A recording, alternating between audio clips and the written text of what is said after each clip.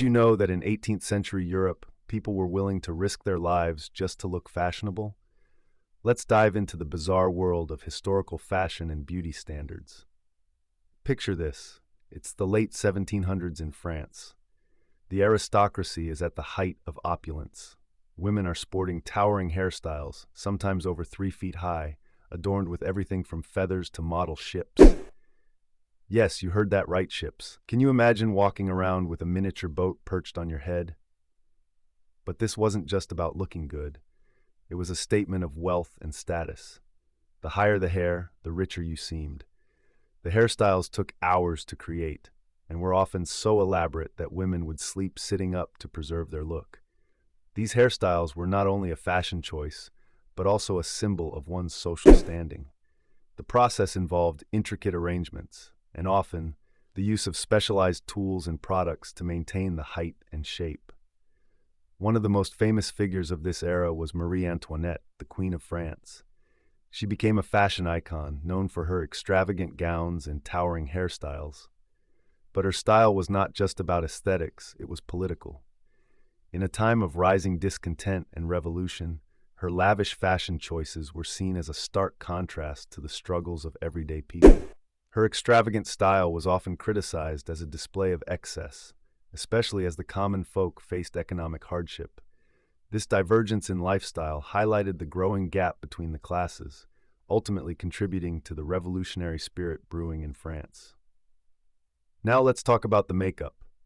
Women used lead-based powders to achieve that pale, porcelain look, thinking it was beautiful. But this toxic beauty standard caused severe health issues, including lead poisoning.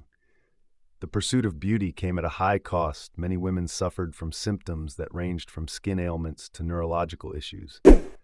Ironically, they were literally risking their health for beauty, blinded by societal expectations and the allure of a certain aesthetic. And it wasn't just women who faced these extreme standards.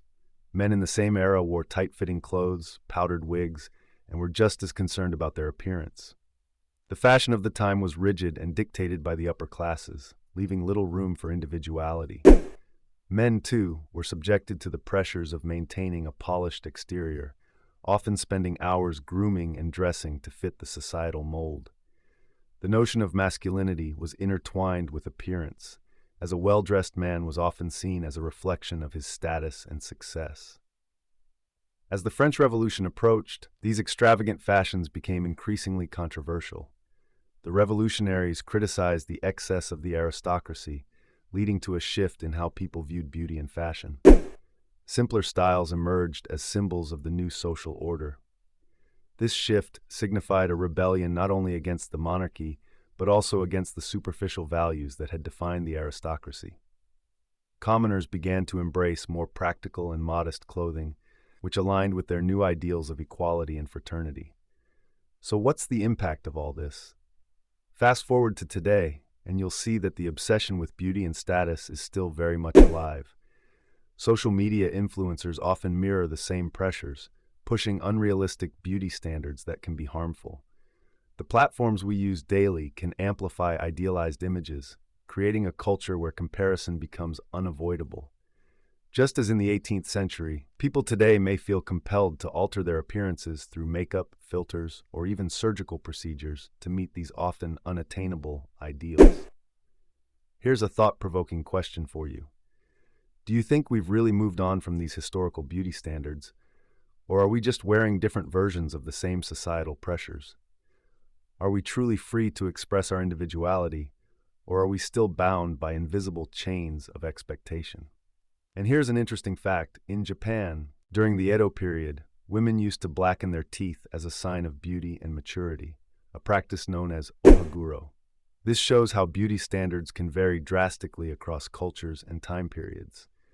While one culture may celebrate pale skin and lofty hairstyles, another may embrace the darkened teeth as a mark of elegance and social standing. Such practices highlight the fluidity of beauty standards and remind us that what is considered attractive is often a reflection of cultural values and historical context. So next time you look in the mirror, think about the lengths people have gone through in history to chase beauty. What will you do to define your own standards?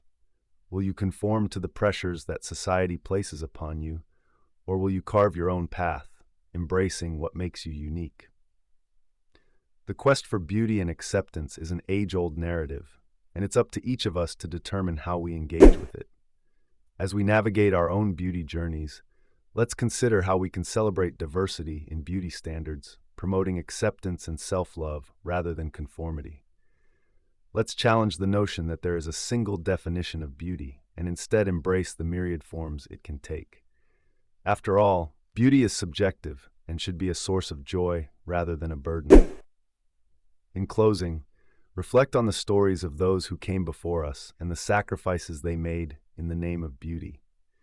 Their experiences can offer insight into our own struggles with societal standards today.